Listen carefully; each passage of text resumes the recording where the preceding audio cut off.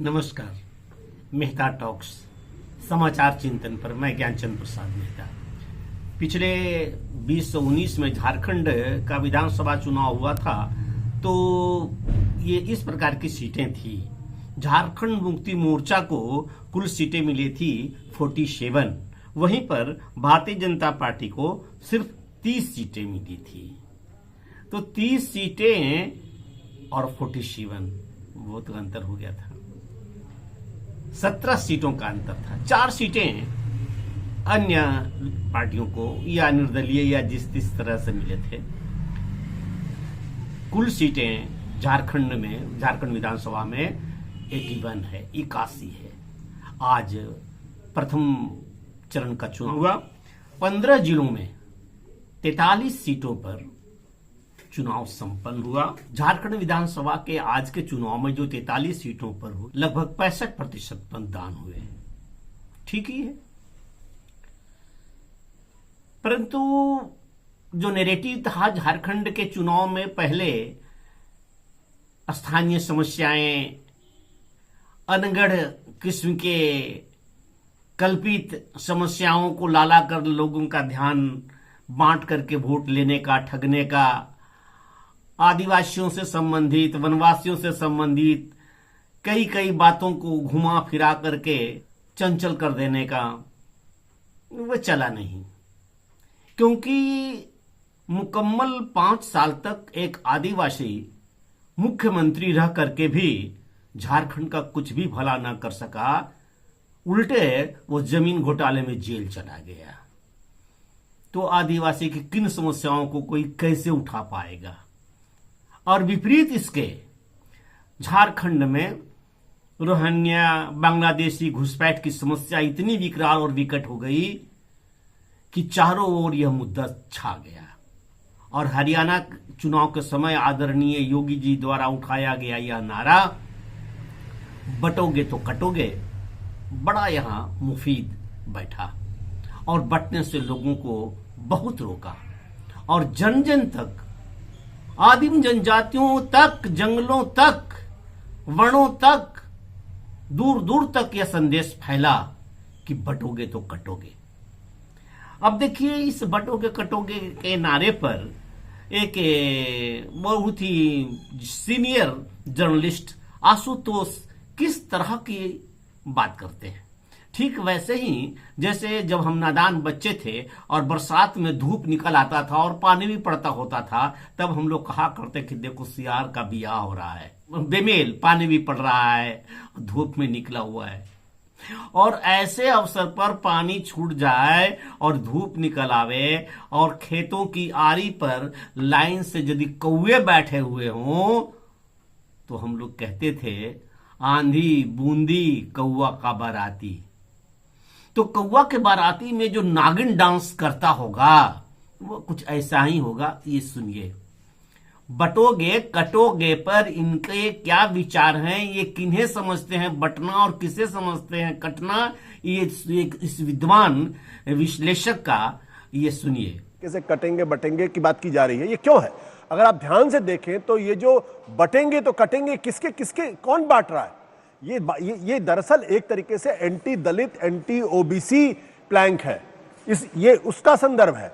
आप एक तरीके से दलितों और पिछड़ों को कह रहे हैं कि आप हिंदू एकता में हमारे साथ नहीं आते, इसलिए दिक्कत पैदा हो रही। जी, इन्होंने कहना है कि कौन बांट रहा है, कौन कट रहा है। ये कहने वाले, बांटने वाले और काटने वाले की जो बात करते हैं, वे दलित, पिछड़े और इन ओबीसी, इन दोनों को कहते हैं कि तुम हमारे साथ मिलो।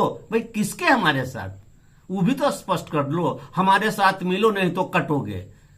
ये ऐसा बता रहे हैं, जबकि ये ऐसी बात नहीं है। इतना तो कम से कम विद्वान है ही कि मूल बात को समझ रहे होंगे, इसके भाव को, इसके आशय को समझ रहे होंगे। परंतु क्या करें, एक प्रतिबद्धता है, एक जिद है। हम बोलेंगे तो ऐसे ही बोलेंगे, वैसे ही बोलते हैं। भाई ओबीसी या दलित में ही कितने ये विभाजन है, ये खुद विभाजित है। ओबीसी भी विभाजित है, 50 जातियां हैं, दलितों में 20-50 जातियां हैं, और फिर ये ओबीसी और दलित बच गया, हट गए, तो बाकी कौन जाति बचा जी? आप वो स्वर्ण की ओर आपका इशारा है क्या? वे कह रहे हैं किसी को कि बटोगे तो कटोगे, उनका क्या बिगड़ रहा है? वे तो समस्त हिंदुओं को कह रहे हैं।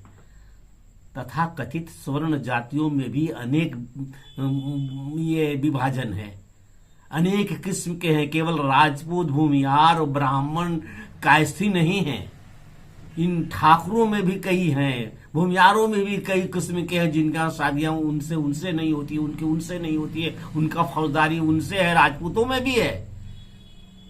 ये सारी बीमारियां हमें पूर्व के शासक मुगलों ने दिया है, मुसलमानों ने दिया है। एक को सटा करके दूसरे को हटा करके उसको दूसरे जात कहा, उसको दूसरे जात कहा, और हम हिंदू थोड़े से मुगलों द्वारा सम्मान पाकर या अंग्रेजों ने तो फिर भी एकजुट करने की कोशिश की थी, लेकिन फिर भी उनके द्वारा सम्मान पाकर फूले नहीं समाये और अपने भाइयों को ही हमने अपने से दूर कर दिया, दलित किया।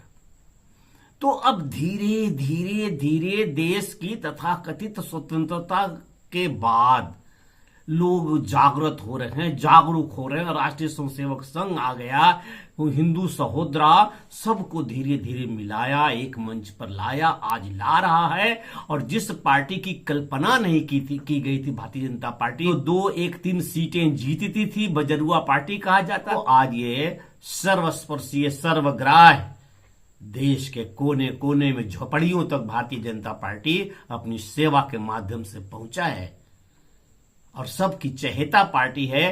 तो वह पार्टी, उस पार्टी का नेता कहता है, सचेत करता है सबसे, सवर्णों से भी, कि भाई तुम बटोगे तो कटोगे।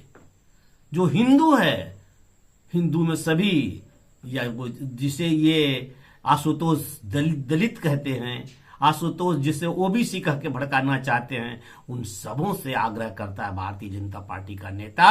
भारतीय जनता पार्टी के ऊपर सृजना का जिम्मेवारी है, समाज को जागृत करने का, समाज को उत्कर्ष पर, भारत माता को परम वैभव पर ले जाने का दायित्व है। तो अपने दायित्व के रास्ते में जो बाधा आ रहा है, उस बाधा की अभिव्यक्ति करता है कि भाई तुम बटे हुए हो, यदि तुम बटोगे तो कटोगे, हम कुछ नहीं कर सकते हैं। और यह केवल चुनाव तक के लिए ही नहीं है, चुनाव के ये आप आशुतोष जी जैसे विश्लेषक, वरिष्ठ पत्रकार कहते हैं कि ये पॉलिटिकल है और ये राजनीतिक नारा है। कोई राजनीतिक नारा नहीं है, ये हमेशा के लिए आवश्यक है कि बटोगे तो कटोगे। यदि ऐसी बातें हुई होती तो चुनाव तो 5 साल के बाद होता है। चुनाव के बीच बीच में क्यों हर वर्ष हिंदू के किसी भी उत्सव में, पर्व में, त्योहार में, चाहे वो छठ जैसा पावन पवित्र और सात्विक उत्सव हो, उस पर भी घाट पर जा नहीं सकते शांतिपूर्वक पूजा करने के लिए? तो ये क्यों होता है? बटने से हुआ है ना, बटने से ही तो सारा कुछ हुआ। पूर्व में भी मैं कहा हुआ हूं कि भाई हम बटेंगे तो कटेंगे। आशा है मेरा यह चिंतन आपको पसंद आया होगा। कृपया लाइक, सब्सक्राइब और अपना कमेंट्स दें। धन्यवाद, नमस्कार।